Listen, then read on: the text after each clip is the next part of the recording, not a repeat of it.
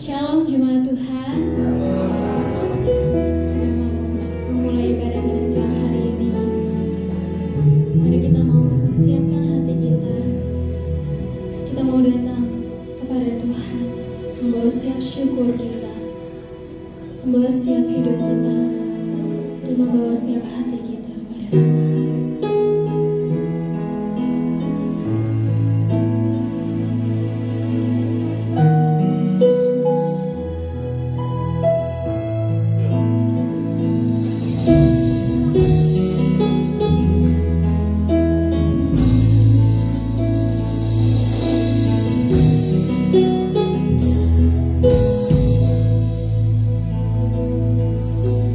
Ku datang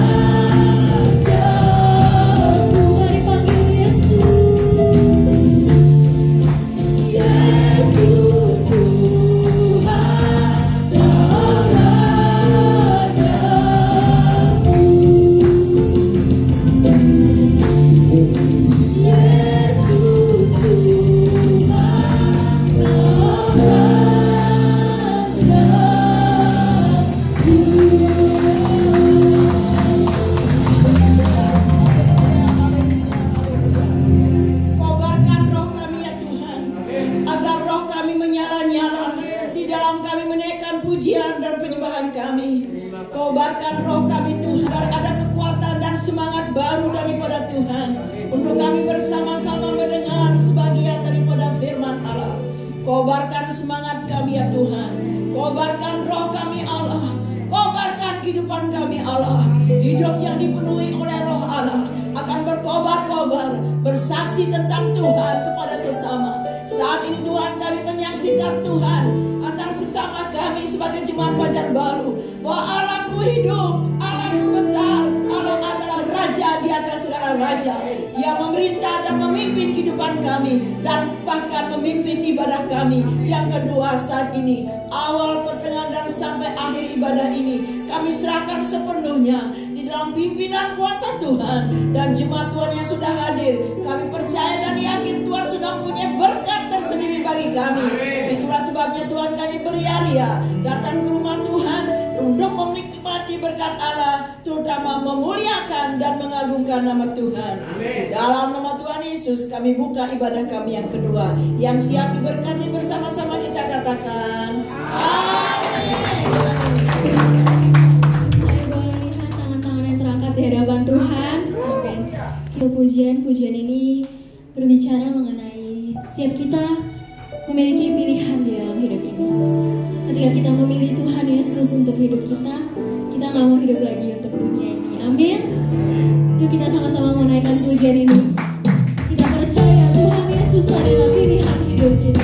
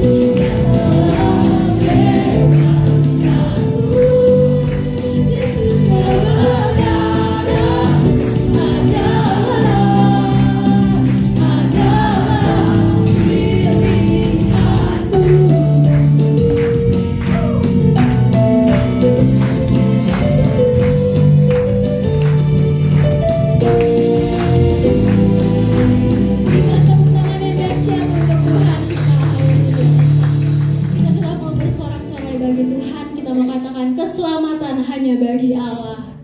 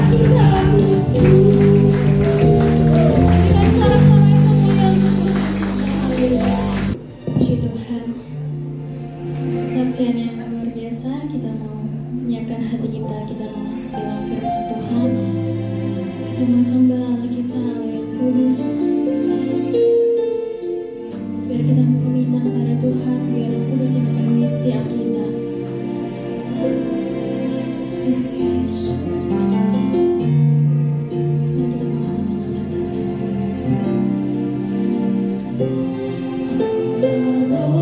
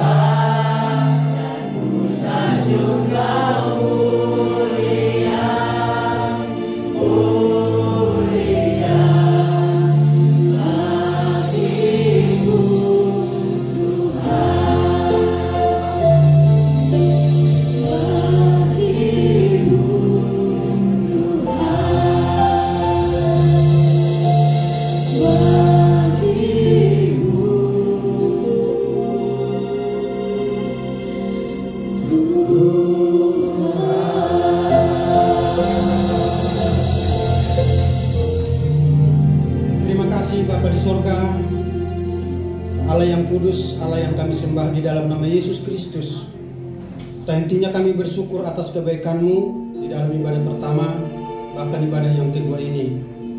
Terima kasih kalau Engkau memberkati ibadah pertama, memberkati ibadah yang kedua ini juga, khususnya dalam penyampaian firman Tuhan. Bapa, bukalah hati dan pikiran kami supaya kami dapat mengerjakan firman Tuhan. Dan karena Tuhan memberikan kami kekuatan, kemampuan menjalankannya di dalam kehidupan kami sehari-hari. Dari awal pertengahan sampai selesai Tuhan, dalam pemberitaan firman Tuhan ini kami serahkan ke dalam tangan pengasihan-Mu. Di dalam nama Yesus Kristus kami berdoa dan bersyukur. Haleluya. Amin. Silakan duduk Bapak Ibu.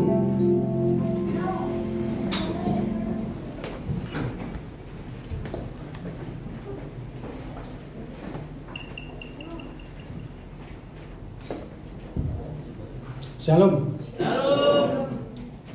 Baik, Bapak Ibu saudara-saudara kekasih dalam Yesus Kristus, kita akan masuk dalam firman Tuhan.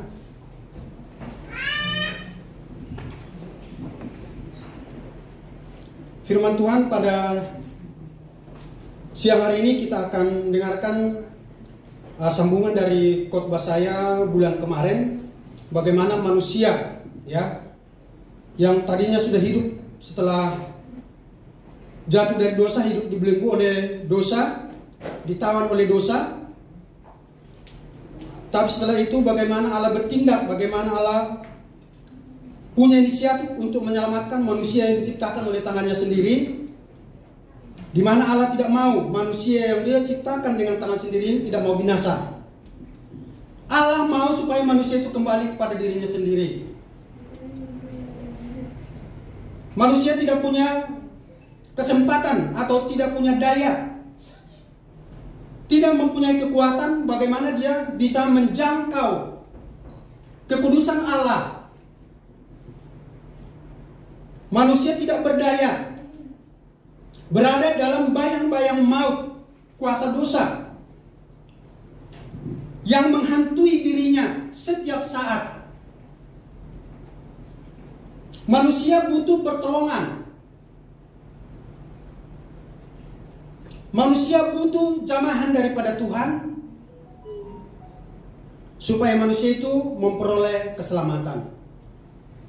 Bapak Ibu saudara-saudara kekasih dalam Kristus, setelah kemarin kita belajar bagaimana manusia mengerikan setelah jatuh ke dalam dosa, bagaimana manusia itu dikuasai oleh dosa, di mana manusia itu terpuruk, hilang dari hadapan Allah. Setelah itu kita akan belajar bagaimana setelah manusia itu diselamatkan oleh Yesus Kristus, yang dimana status mereka itu akan menjadi status yang baru. Yang tadinya itu statusnya adalah di dalam dosa, dalam status yang baru itu yang berada di hadapan Allah Pencipta.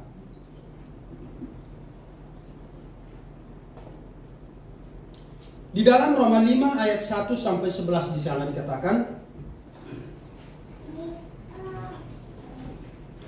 saya akan bacakan, ini ayatnya ada 11, saya akan bacakan semuanya. Sebab itu kita yakin dibenarkan karena iman. Kita hidup dalam damai sejahtera dengan Allah oleh karena Tuhan kita, Yesus Kristus. Oleh Dia kita juga beroleh jalan masuk oleh iman kepada kasih karunia ini. Di dalam kasih karunia ini kita berdiri dan kita bermegah dalam pengharapan akan menerima kemuliaan Allah. Dan bukan hanya itu saja, kita malah bermegah dalam sengsara kita. Karena kita tahu bahwa kesengsaraan itu menimbulkan ketekunan. Dan ketekunan menimbulkan tahan uji, dan tahan uji menimbulkan pengharapan. Dan pengharapan tidak mengecewakan. Karena kasih Allah telah dicurahkan di dalam hati kita oleh Roh Kudus yang telah dikaruniakan kepada kita. Karena waktu kita masih lemah, Kristus telah mati untuk kita orang-orang durhaka pada waktu yang ditentukan oleh Allah. Sebab tidak mudah semua orang mau mati untuk orang benar, tetapi mungkin untuk orang yang baik ada orang yang berani mati. Akan tetapi Allah menunjukkan kasih-Nya kepada kita oleh karena Kristus telah mati untuk kita ketika kita masih berdosa. Lebih-lebih karena kita sekarang telah dibenarkan oleh darah-Nya, kita pasti akan diselamatkan dari murka Allah. Sebab jikalau ketika kita masih seteru diperdamaikan dengan Allah oleh kematian anaknya, lebih-lebih kita yang sekarang telah diperdamaikan pasti akan diselamatkan oleh hidupnya. Dan bukan hanya itu saja, kita malah bermegah dalam Allah oleh Yesus Kristus Tuhan kita, sebab oleh Dia kita menerima pendamaian. Di dalam Yesus itu kita menerima pendamaian. Bukan ketika kita menjadi orang baik, bukan ketika keadaan kita baik-baik saja, bukan ketika keadaan kita aman, kita dekat dengan Tuhan, tidak. Tetapi justru dalam keadaan kita terpuruk, dibelenggu dosa, tidak bisa berkutik oleh karena dicengkram oleh dosa, justru saat seperti itulah Tuhan Yesus menyelamatkan. Ada orang mati untuk orang yang baik, ya kan? Kalau orang baik biasanya suka membantu,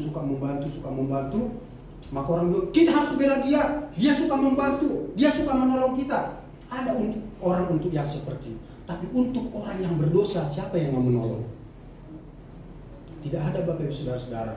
Ketika saya di dalam kesalahan, adakah orang lain yang mau bertindak menolong saya ketika saya ada itu di dalam keterpurukan? Contohnya, ketika saya dipukul orang, saya salah. Adakah orang yang mau berjiwa penolong untuk membantu saya? Tidak ada. Semua orang akan menggebuki. Sekarang ini kan hukum rimba. Kita nggak tahu aja salah, langsung digebukin bersama-sama. Tapi Tuhan mau di mana saat kita itu tidak berdaya, di mana kita itu terpuruk, ada di lingkaran dosa, justru di situ Tuhan hadir, Bapak Ibu Saudara-saudara. Itulah perbedaan Tuhan dengan manusia. Kalau saya membantu Bapak Ibu Saudara-saudara, dan ketika saya kesusahan Bapak Ibu Saudara-saudara mau menolong saya, manusiawi. Manusiawi, Bapak Ibu Saudara-saudara. Ketika saya tidak mempunyai apa-apa, di dalam keterpurukan, susah, sulit, adakah orang yang memalingkan pandangannya terhadap saya? Belum tentu. Makanya dikatakan tadi di sini bahwa ketika manusia itu justru di dalam dosa, Allah turun. Bukan karena manusia itu, tetapi hatinya. Siapa yang punya inisiatif untuk menyelamatkan manusia? Allah sendiri, bukan karena manusia. Jadi kalau ada orang lain, kita banyak memberi, banyak berderma, banyak bersedekah, banyak itu supaya menambah pahala. Ya pahala betul, tapi untuk menyelamatkan tidak bisa, Bapak Ibu Saudara-saudara. Kalau itu bisa dilakukan, ya kita nggak dapat bagian. Berapa uang saya, berapa uang Bapak Saudara dibandingkan dengan uang orang, ratusan miliar, triliunan. Ya nggak ada seujung kuku kita, nggak dapat bagian, kita akan tersisih. Tapi di dalam Yesus Kristus itu tidak terjadi. Tapi justru ketika kita tidak diperhitungkan oleh dunia ini, Allah hadir di dalam Yesus Kristus. Amin. Tuhan mengasihi kita, Tuhan sayang.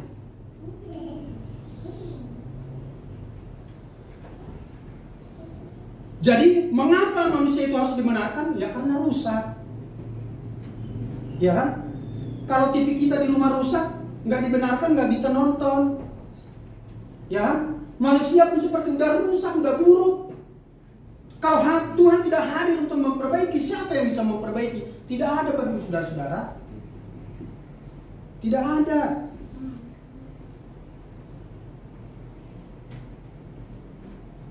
Jadi Allah membenarkan manusia atau orang-orang yang percaya kepadanya.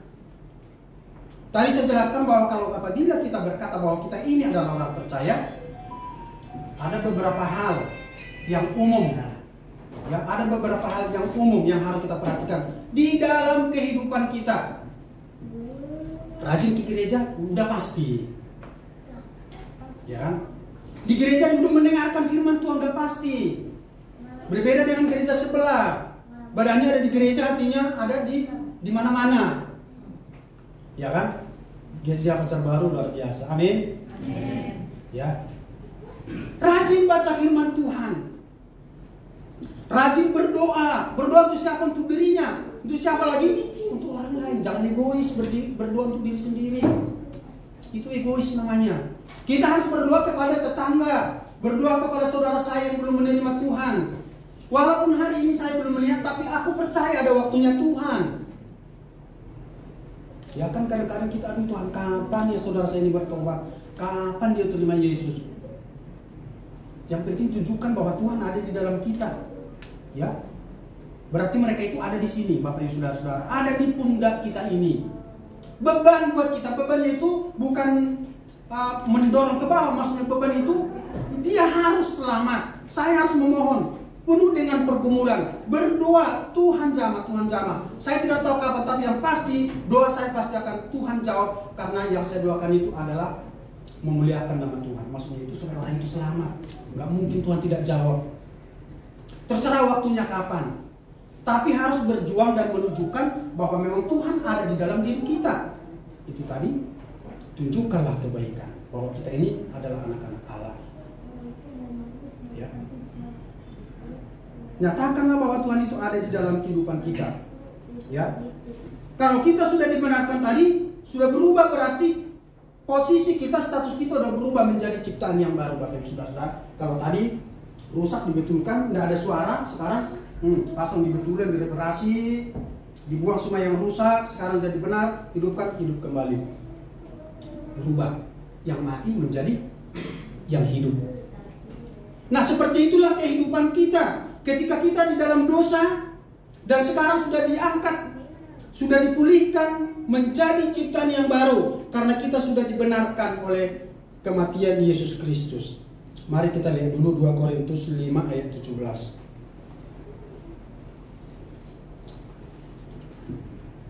Jadi siapa yang ada di dalam Kristus, ia adalah ciptaan baru. Yang lama sudah berlalu, sesungguhnya yang baru sudah datang. Tinggal. Kalau udah tinggal, kita tinggal saja di belakang. Kata Rasul Paulus kan, aku mengarahkan hati dan pikiran, pandangan mata saya tertuju ke depan. Tidak mau memalingkan lagi ke belakang atau kembali ke belakang. Ketika saya memalingkan wajah saya ke belakang, maka saya akan teringat akan masa lalu saya. Dalam yang pernah saya lakukan itu, bisa-bisa saya akan tertarik kembali kepada duniawi. Jadi saya harus berpikir memandang lurus ke depan. Dia katakan itu, saya sebagai seorang olahragawan yang berlari sedemikian rupa, berjuang. Dalam perjuangan iman kita itu ada kerikil, ada duri, ada polisi tidur yang harus kita lewati, ada yang harus kita langkahin, ada sekalinya kita melayang di udara. Berjuang. Harus seperti itu. Jadi supaya pengorbanan Yesus Kristus itu tidak sia-sia. Supaya pemindahan dari yang buruk kepada yang baik itu kelihatan oleh dunia. Harus kelihatan, Bapak Ibu saudara-saudara, perbedaannya. Anak Tuhan dengan bukan anak Tuhan itu harus berbeda. Ya, harus berbeda. Jadi menjadi anak-anak Allah, Yohanes 1 ayat 12. Yang tadinya anak-anak dunia sekarang menjadi anak-anak Allah, Bapak Ibu saudara-saudara. Ya, Yohanes 1:12. Tetapi semua orang yang menerimanya diberinya kuasa menjadi anak-anak Allah, yaitu mereka yang percaya di dalam namanya. Tadi saya katakan itu percaya itu, kalau kita bilang itu, kalau saya jujur, percaya itu adalah penderitaan, Bapak Ibu saudara-saudara. Kenapa dikatakan percaya itu adalah penderitaan? Karena banyak menanggung hal. Dan dalam percaya itu saya harus menjunjung tinggi apa yang difirmankan oleh Tuhan. Kalau kasihi, katanya kasihi, walaupun orang tidak mengasihi. Menderita nggak? Menderita di dalamnya. Tapi saya berjuang. Jadi tidak lempar batu dibalas dengan lempar batu. Kalau orang lain lempar batu, lemparlah pisang. Ketika dia makan, waduh, merasa lega hatinya. Dan dia melihat, wah, ada Tuhan di sana. Saya membuat kejahatan tapi dia dengan balas kebaikan. Ya kan, Roma 12 dikatakan di sana, kamu tidak punya hak membalas kejahatan kepada orang yang membuat kejahatan. Kalau kamu mengambil angka itu, mengambil situasi itu, berarti kita menggeser Tuhan. Menggeser Tuhan. Tuhan yang punya hak membalas. Kalau kita balas, berarti kita menyediakan Tuhan dong. Itu kan hak Tuhan. Jangan. Berarti kita menyediakan Tuhan. Jadi membalas kejahatan itu bukan kita punya hak. Kalau kita dipukul orang, puji Tuhan. Kalau kita dicaci orang, Tuhan terima kasih. Tuhan sayang sama saya. Tuhan punya urusan sama dia, saya tidak punya urusan. Ya kan begitu. Jadi jangan menjadi kita kecewa atau hati, wah mengikut Tuhan kok seperti ini. Jangan katakan begitu. Terima kasih Tuhan. Katakan saja seperti itu. Saya tidak punya urusan dengan orang itu. Apapun dia katakan tentang diri saya, urusannya siapa? Tuhan. Ya kan? Makanya Rasul Paulus katakan di Filipi, segala perkara dapat ditanggung di dalam Dia yang memberikan kekuatan kepada saya. Tuhan akan memberikan kekuatan dalam segala hal. Itulah yang percaya, dikatakan orang percaya menanggung segala perkara. Ya, itulah yang disebut anak-anak Allah. Karena menderita orang pengen kita kemana? Yuk jalan-jalan, kemana? Wah, karaokean lah, ngapain? Situ melulu, nggak gaul. Ya kan, nggak gaul. Ya, tidak apa-apa kita dibilang nggak gaul, Bapak Ibu Saudara-saudara. Kalau Bapak Ibu Saudara-saudara itu punya suara yang bagus, tampillah di depan menyanyikan pujian kepada Tuhan, ya kan? Berikan lentingan suaramu yang bagus, sehingga semua jemaat ini terberkati. Kalau di karaoke, ya kan, lagunya di sana lagu dunia yang pasti. Ya, saya pengen mengingat tapi nggak ada yang teringat lagu duniawi. Itu lagu-lagu yang agak melankolis begitu di karaoke. Tapi tadi saya sekarang udah nggak ingat, tapi sudah biarkan saja lah. Ya. Di sini biarkan suara itu memuji Tuhan, supaya nama Tuhan dipuji dan dipermuliakan lewat kehidupan kita. Anak Allah, Bapak Ibu Saudara-saudara, jangan sama dengan anak dunia, harus berbeda. Pola hidup, berperilaku, bertutur kata, cara pandang, tatapan mata, semuanya harus berbeda. Jalannya, kalau orang jalan serong ke kiri, kita harus lurus. Ya biarkan saja deh. Ya masa kita jadi sendiri, biarin aja mereka pergi. Saya sendiri pun ada Tuhan yang menyertai saya. Amin. Amin.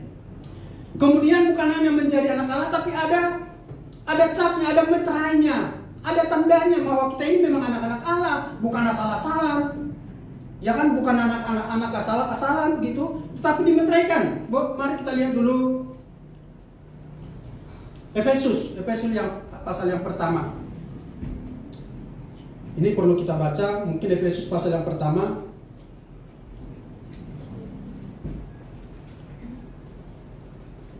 Ayat 19.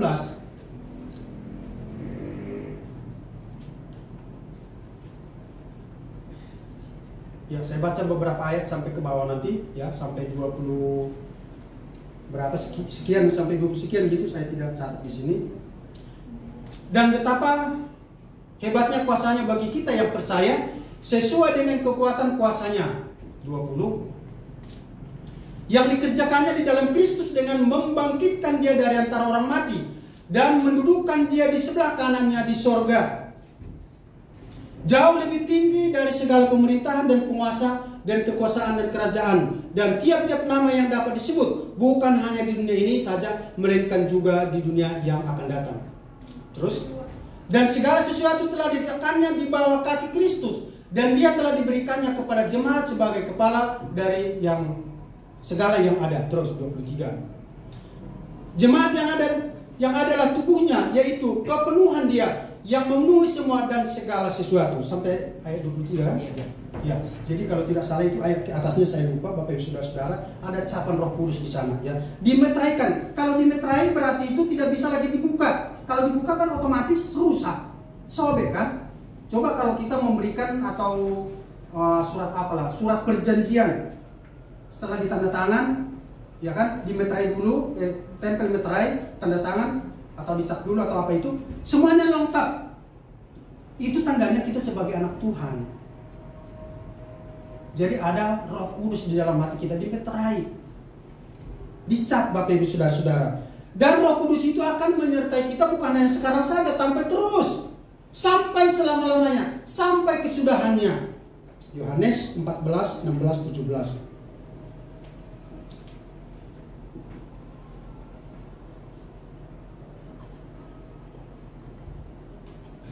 Ya, Yohanes 14, 16, 17. Aku akan meminta kepada Bapa dan Ia akan memberikan kepadamu seorang penolong yang lain, supaya Ia menyertai kamu selama-lamanya, yaitu Roh kebenaran. Dunia tidak dapat menerima Dia, sebab dunia tidak melihat Dia dan tidak mengenal Dia. Tetapi kamu mengenal Dia, sebab Ia menyertai kamu dan akan diam di dalam kamu berdiam. Bapak Ibu Saudara-saudara, kan dicap tadi. Ketika kita percaya menerima Yesus sebagai Tuhan dan Juru Selamat kita, mendengarkan firman Tuhan yang dikatakan itu, saat itu kamu dimeterai dengan Roh Kudus. Dimeterai, dicap, berarti lengkap. Ya, menjadi apa tadi? Menjadi anak Allah. Bukan lagi anak dunia. Kalau kita sudah menjadi anak Allah, otomatis berbeda status, Bapak Ibu Saudara-saudara, berbeda status. Jadi jangan lagi hidup menjadi seperti status yang lama. Ya kan?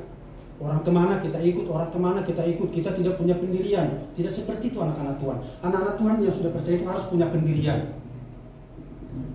Ya, harus punya pendirian yang benar. Karena ada Roh Kudus di sana menyertai. Roh Kudus itu akan membimbing kita, akan mengarahkan kita kepada jalan yang benar, yang berkenan kepada Tuhan. Karena ada Roh Kudus dalam hati kita, mari kita taati. Jangan mentaati kata hati atau pikiran kita yang sesuai dengan dunia ini. Mari kita taati apa yang dibuat oleh Roh itu di dalam kehidupan kita. Roh itu akan pasti mengarahkan kita kepada hal-hal yang benar. Menyembah Tuhan, memuji Tuhan, melakukan hal-hal yang baik. Ya, rajin beribadah, membaca firman Tuhan.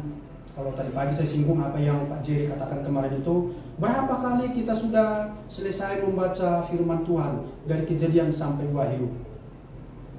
Ada tadi di sini Pak Jamal mau 2 kali. Ya. Ada sesuatu hal yang berbeda ketika kita bisa selesai membacanya itu, Bapak Ibu Saudara-saudara. Mungkin Bapak Ibu Saudara-saudara gembala sudah beberapa kali. Ada sesuatu hal ketika kita selesai dari Kejadian sampai Wahyu kita baca, ada sesuatu hal yang tidak bisa kita utarakan kepada orang. Bahagianya melebihi daripada kita mendapatkan harta yang berharga. Bahagia rasanya. Sukacitanya itu berlebih. Bahagia. Saya selesaikan itu tadi seperti saya ceritakan itu waktu saya diutus ke Bengkulu. Di Bengkulu itu sepi, Bapak Ibu Saudara-saudara. Ya. Setengah tahun saya dikirim ke sana, selesai. 1 Alkitab itu selesai. Kejadian sampai Wahyu selesai. Karena banyak waktu saya, Bapak Ibu Saudara-saudara. Sekarang siapa yang banyak waktunya di sini bermain HP? Lebih banyak bermain HP atau baca firman Tuhan, Bapak Ibu Saudara-saudara? Sekarang kita kan sudah anak Tuhan, lebih banyak berbicara dong kepada Tuhan. Ya kan? Coba kita hitung waktu kita. Berapa lama saya bersama-sama dengan Tuhan membaca firman Tuhan? Berapa lama saya bermain dengan HP saya? Berapa lama? Coba kita bandingkan waktunya. Mana lebih banyak, Bapak Ibu Saudara-saudara? Tapi anak Tuhan, ya kan? Status saya itu sudah berbeda. Kalau saya anak Tuhan, berarti komunikasi saya kepada Tuhan harus banyak dong. Kalau saya punya orang tua, biasanya kalau di rumah kita punya bapak kita, kan banyak kita berkomunikasi, Pak. Kalau kita bertutur kata, berkeluh kesah kepada bapak kita, Pak, tadi begini dan begini. Nah, seperti itulah kita kepada Tuhan sesungguhnya, sebenarnya, seharusnya. Ya. Jadi berbeda. Orang lain harus melihat dan membuktikan bahwa kita ini memang berbeda dengan mereka. Itulah yang disebut anak Allah, Bapak Ibu Saudara-saudara. Kalau masih serupa, berarti masih hidup yang lama, Bapak Ibu Saudara-saudara. Kasihan dalam arti begini. Jangan sampai kita buat di dalam diri kita sia-sia pengorbanan Kristus. Sia-sia kematian Yesus Kristus di kayu salib. Tuhan sudah lunaskan di sana, tetapi kita masih seolah-olah belum mendapatkan apa yang Tuhan sudah lakukan, Bapak Ibu Saudara-saudara. Sebagai anak Allah, kenapa? Karena hutang dosa itu tadi sudah selesai. Tidak ada lagi. Kolose 2 ayat 3 sampai 15.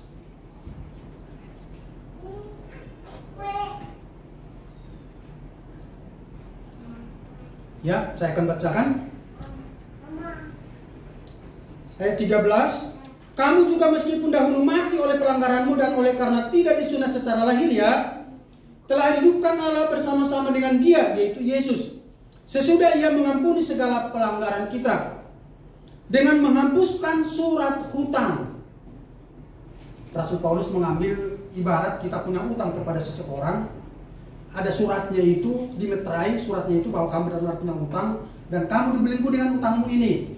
Rasul Paulus ambil istilah seperti itu dan ini semuanya sudah selesai. Jadi surat ini ibaratnya itu udah disobek, dibakar, sudah tidak ada lagi suratnya. Katakan seperti itu. Yang oleh ketentuan-ketentuan hukum mendakwa dan mengancam kita, dan ditiadakannya dengan memakukannya kepada kayu salib. Ia telah melucuti pemerintah-pemerintah dan penguasa-penguasa dan menjadikan mereka tontonan umum dalam kemenangannya atas kita. Nah, Bapak Ibu Saudara-saudara, supaya itu semuanya tidak sia-sia, wujud kita sebagai anak Allah atau pribadi kita sebagai anak Allah, karena hutang yang sudah dilunasi tadi itu, harus banyak berkomunikasi dengan Tuhan. Kemudian bukannya sampai di situ saja dikatakan itu sudah selesai semuanya, Yohanes 19 ayat 30. Ini pun perlu, Yohanes 19:30, supaya kita tahu apa yang Tuhan sudah lakukan.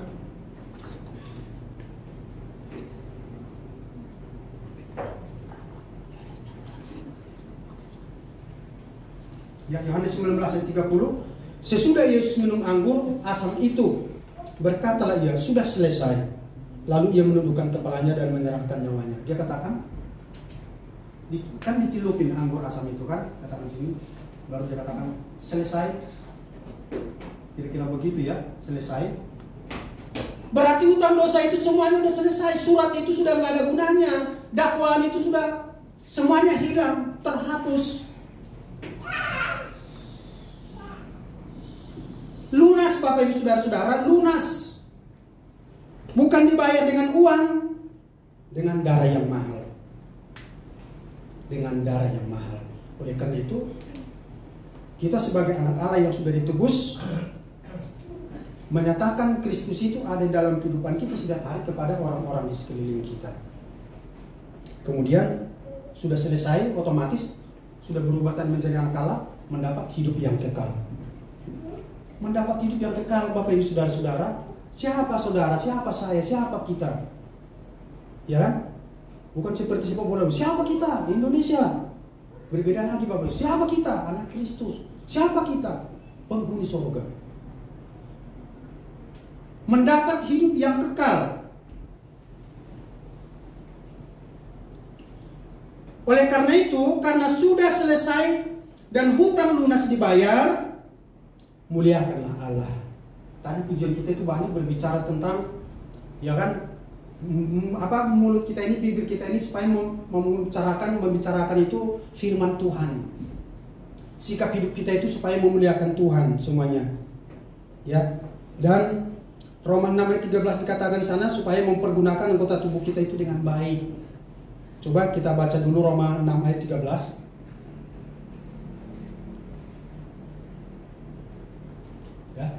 Dan janganlah kamu menyerahkan anggota tubuhmu kepada dosa untuk dipakai sebagai senjata kelaliman, tetapi serahkanlah dirimu kepada Allah sebagai orang-orang yang dahulu mati. Dulu ya, Rasul Paulus ingatkan kembali, yang dulu kamu sudah mati, jangan lagi. Tetapi yang sekarang hidup, mati menjadi hidup. Dan serahkan anggota-anggota tubuhmu kepada Allah untuk menjadi senjata-senjata kebenaran, menyatakan kebaikan kepada orang-orang di sekeliling kita. Bapak Ibu Saudara-saudara, itu maksudnya menjadi saksi Kristus. Pergunakanlah, ya, dikatakan pergunakan anggota tubuhmu. Bibir kita ini mengucapkan hal-hal yang baik yang memuliakan nama Tuhan, supaya kita menjadi saksi Kristus. Jadi peliharalah apa yang Tuhan sudah berikan kepada kita atau anugerahkan kepada kita.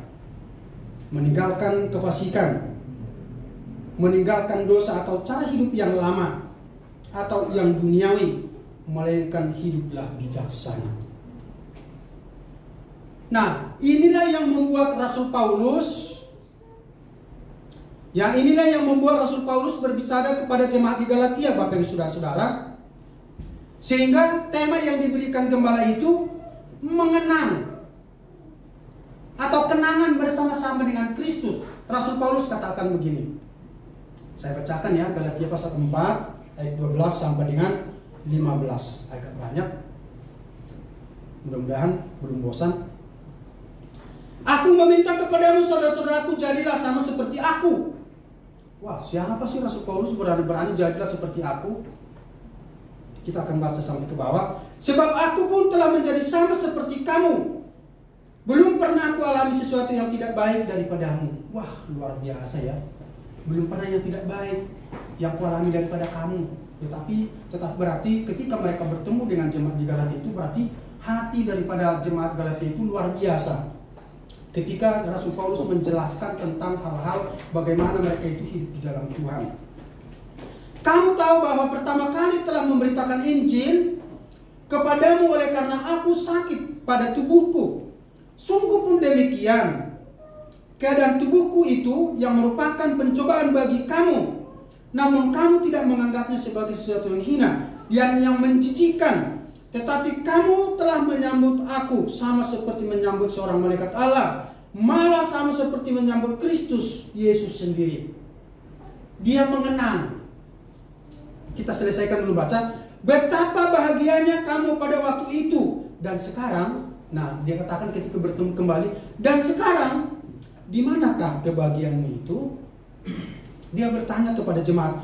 Bahwa jika mungkin kamu telah mencungkil matamu dan memberikannya kepada aku. Dengan kata lain, bolehlah kamu cungkil matamu itu, kamu berikan kepada mataku ini. Kan dulu kan Rasul Paulus itu dikatakan pleter, matanya jelek lah, suka air mata keluar, pokoknya hal-hal buruk di dalam tubuhnya itu dia katakan. Tapi saat seperti itu pun kamu tidak pernah tidak memberikan yang baik. Kamu menerima saya seperti malaikat, sama seperti menerima Kristus.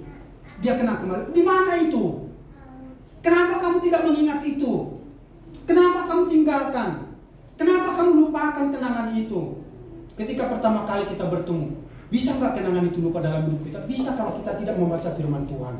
Apa yang sudah dikorbankan oleh Tuhan, ya kan? Kita yang sudah ditebus mahal dengan darah yang mahal itu, bisa lupa Bapak saudara-saudara? Bisa kita terbuai dengan keindahan dunia ini. Kalau kita tidak baca firman Tuhan, tidak melakukan yang baik, tidak mengutamakan roh berbicara di dalam kehidupan kita masing-masing, bisa lupa. Kenangan-kenangan yang dibuat oleh Tuhan, pengorbanan, bahwa Yesus Kristus sudah menyelesaikan semuanya, lunas. Jadi bukan kenangan hanya tinggal kenangan, tapi tetap dipelihara. Itu maksudnya Rasul Paulus. Jangan cepat dong kamu berubah, katanya kepada jemaat di Galatia. Jangan begitu, pertahankan. Apa yang sudah pernah kamu ambil, kamu raih, jangan cepat kamu berubah oleh karena keadaan-keadaan di sekeliling kamu. Jangan seperti itu. Jadi kenangan itu diingatkan kembali supaya jemaat itu jangan lupa daratan. Maksudnya, jangan lupa diri. Jangan lupa apa yang sudah baik yang kita itu, bahwa kita ini adalah anak Allah. Jangan lupa bahwa kita anak Allah. Ketika kita lupa bahwa kita ini anak Allah dan sudah berubah status, wah, itu lebih gawat Bapak saudara-saudara. Ya. Pikiran kita akan hancur oleh dunia ini. Nah, oleh karena itu, mari kita kenang apa yang dikatakan oleh Rasul Paulus ini. Jangan melupakan apa yang sudah pernah kita raih. Dan jangan hilangkan apa yang sudah kita miliki. Jadi Rasul Paulus ini nuan-tuan itu sebenarnya marah di dalam hatinya, tetapi dia katakan dengan lembut supaya mereka itu mengerti bahwa Kristus ada di dalam hatinya Rasul Paulus. Ya. Itu berbicara keras sebenarnya, tapi nyatakan lembut, dinyatakan, diungkapkan kepada jemaat itu lembut. Dengan kata lain dikatakan, anak-anakku kenapa begitu?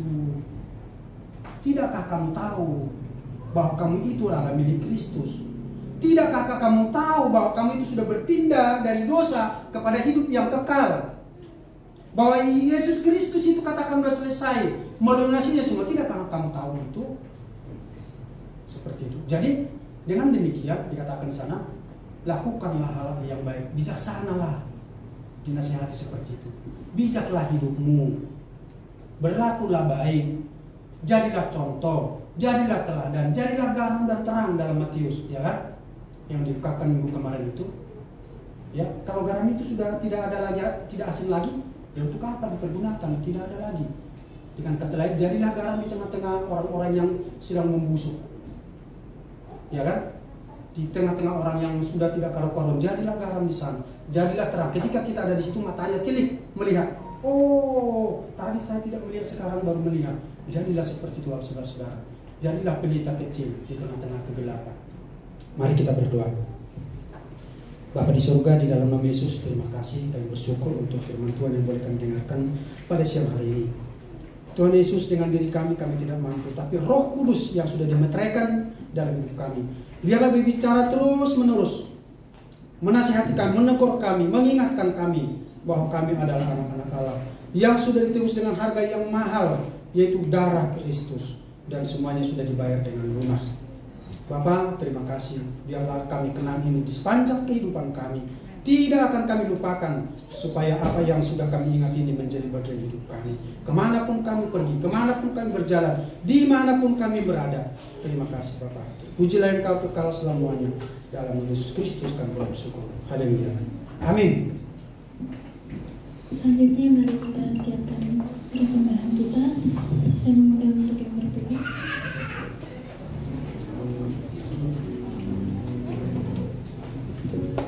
Mari kita bersatu doa. Tuhan Bapa kami, kepada kami di mana ibadah kedua kami ini makin berhati dan menyelesaikan yang terbaik. Ya Bapa, ya Tuhan, berkati tangan kami yang sudah menyelesaikan, yang sudah memaparkan firman. Ya Tuhan, terima kasih Tuhan. Kami persembahan kami ini Engkau berkati Bapa. Namamu kami berdoa. Amin. Mari kita naikkan pujian. Tiada terluka.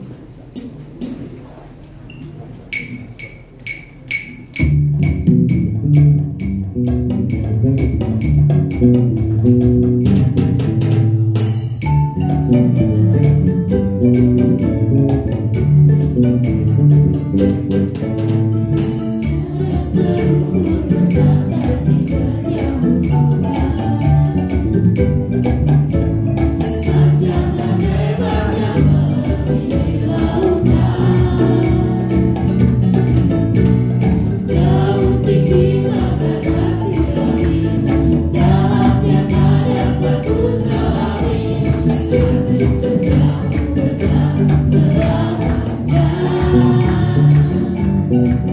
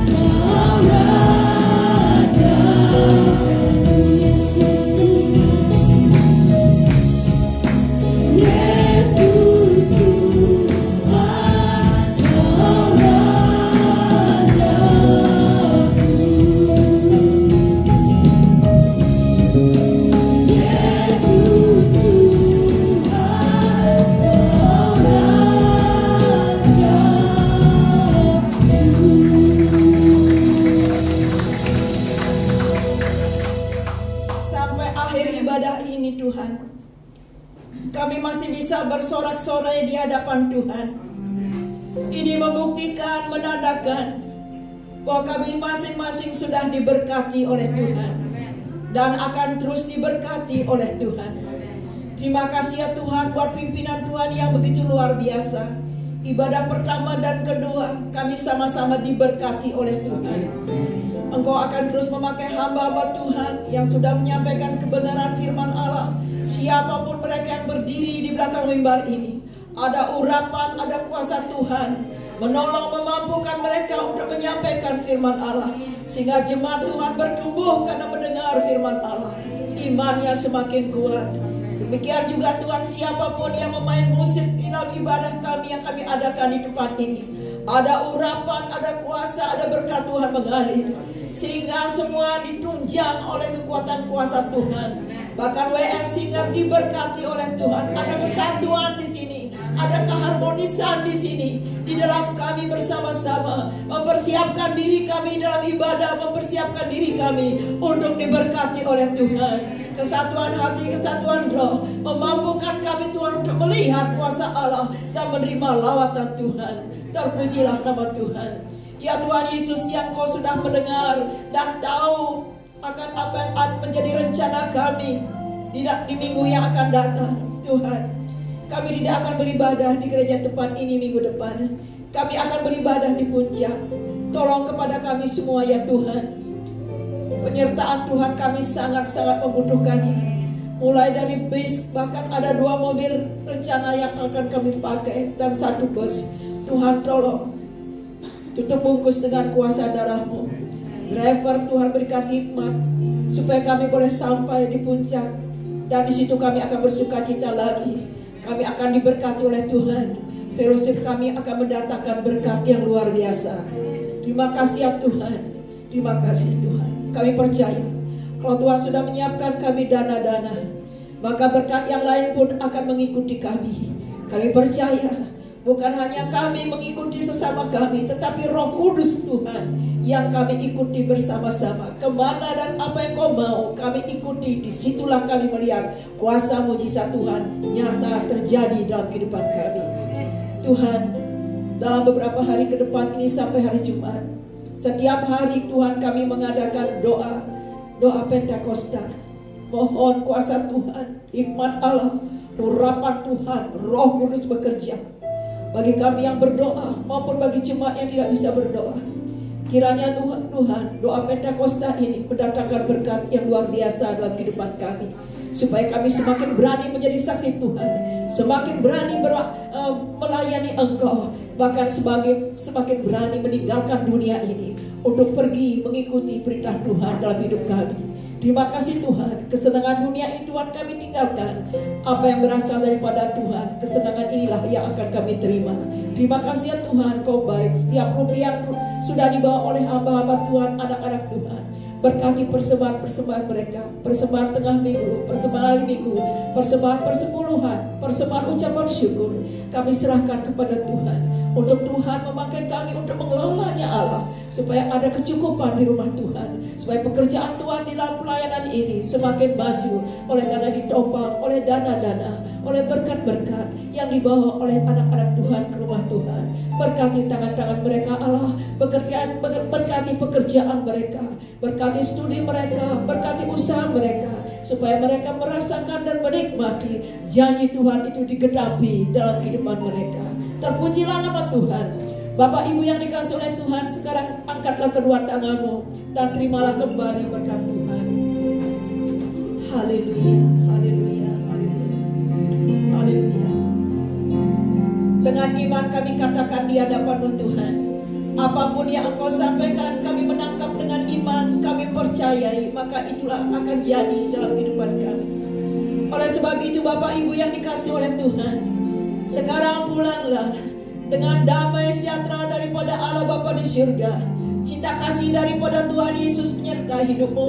Dan Roh Kudus akan terus memampukan engkau engkau menjadi anak-anak Tuhan yang diberkati, hidupmu menjadi saksi, sehingga engkau akan melihat dan merasakan betapa hebatnya Allah bekerja dalam kehidupanmu. Hidupmu menjadi saksi sesuai dengan kebenaran dan keinginan Tuhan dalam hidupmu. Mulai sekarang dan sampai selama-lamanya, keluargamu diberkati oleh Tuhan, pribadimu diberkati oleh Tuhan, usaha pekerjaanmu diberkati oleh Tuhan. Dan di dalam nama Tuhan Yesus kita terima dengan mengatakan, kami menaikkan pujian kami kepadamu.